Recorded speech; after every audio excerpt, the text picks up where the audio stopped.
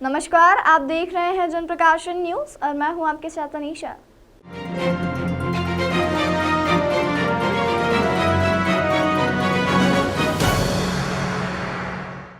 विश्व प्रसिद्ध बाबा महाकाल के दरबार में अल सुबह होने वाली भस्म आरती को चलत करने का निर्णय आगामी बैठक में लिया जाना है। विश्व प्रसिद्ध श्री महाकालेश्वर मंदिर में श्रावण भादो मास के दौरान निकलने वाली भगवान महाकाल की सवारी में पालकी की ऊंचाई बढ़ाई जाएगी।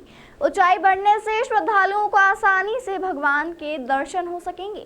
श्री महाकालेश्वर मंदिर प्रबंध समिति की बैठक समिति के अध्यक्ष एवं कलेक्टर आशीष सिंह की अध्यक्षता में संपन्न हुई। बैठक में विभिन्न बिंदुओं पर विस्तृत चर्चा कर निर्णय लिए गए। प्रबंध समिति की बैठक में वर्ष 2022-23 के आय व्यय का अनुमोदन उपरांत स्वीकृति हेतु आयुक्त उज्जैन की ओर प्रेषित किया।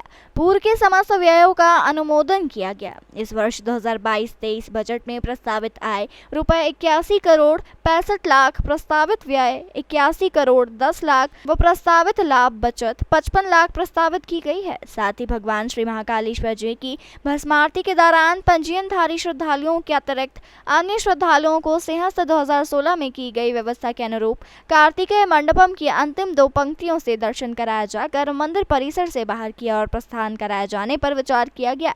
इस संबंध में अध्यक्ष एवं कलेक्टर आशीष सिंह द्वारा श्रद्धालुओं के प्रवेश व निर्गम, आरती में सम्मिलित होने के समय व मार्ग आदि विषयों पर चर्चा कर प्रायोगिक रूप से 7-8 दिन के लिए प्रारंभ करने पर सहमति व्यक्त की गई।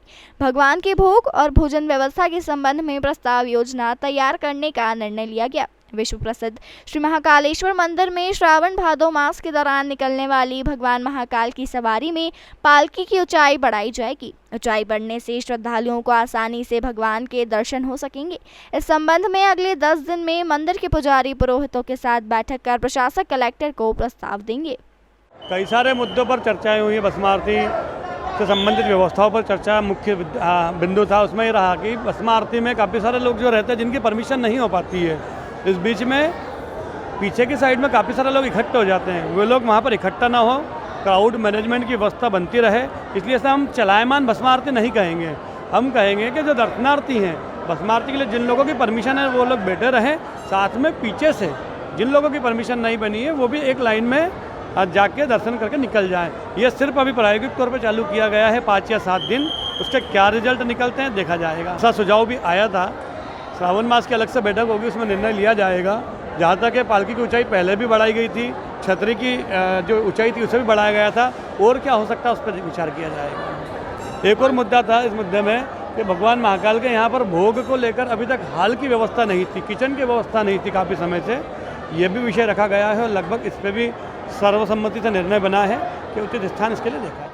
इसके साथ साथ एक नई व्यवस्था अगले सोमवार से हम लोग चालू करेंगे, जिसमें कि जो भस्म आरती में कई सारे ऐसे श्रद्धालु हैं जो ऑनलाइन टिकट नहीं ले पाते हैं, बुकिंग नहीं करा पाते हैं, ऑफलाइन भी घंटों की लाइन में रह के वो बुकिंग नहीं करा पाते हैं। ऐसे अगर श्रद्धालु कोई हैं जिनको भस्म आरती के दर्शन करने हैं तो उनको एक तरीके से वॉक इन, जिसमें उनको किसी रजिस्ट्रेशन की आवश्यकता नहीं होगी, किसी तरीके का शुल्क नहीं लिया जाएगा।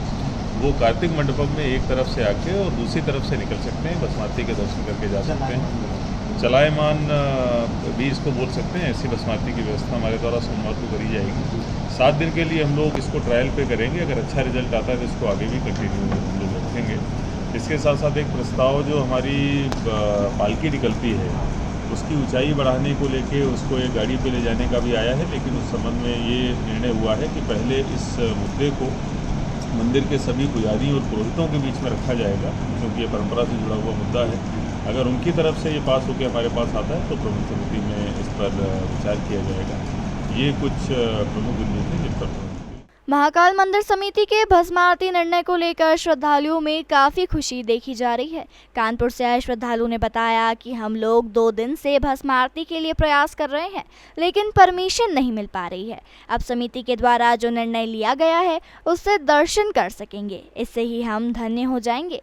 कल कानपुर से आया था, मैं मन्नी कानपुर से कल आया था, रजिस्ट्रेशन कराने गया था, रजिस्ट्रेशन हो नहीं पाया, तो इस कारण फिर अभी दोबारा दर्शन फिर किए बाबा के। और अभी पता लगा कि मंदिर समिति ने एक बहुत अच्छा निर्णय ले लिया, जिससे उस निर्णय में यह हुआ है कि जैसे कि 2000 आदमी भस्म आरती में बैठता है, तो उन 2000 आदमी को ही दर्शन हो पाते थे।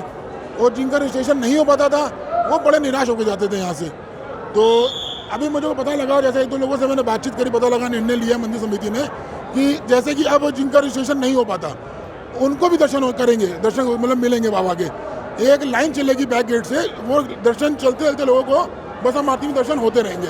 ये निर्णय जो मंदिर समिति ने लिया है बहुत अच्छा निर्णय लिया। क्या नाम है आपका? मैं मन्नी कानपुर से, मन्नी कक्कड़ कानपुर से। देश दुनिया की तमाम खबरों के लिए चैनल को लाइक, शेयर और सब्सक्राइब जरूर करें।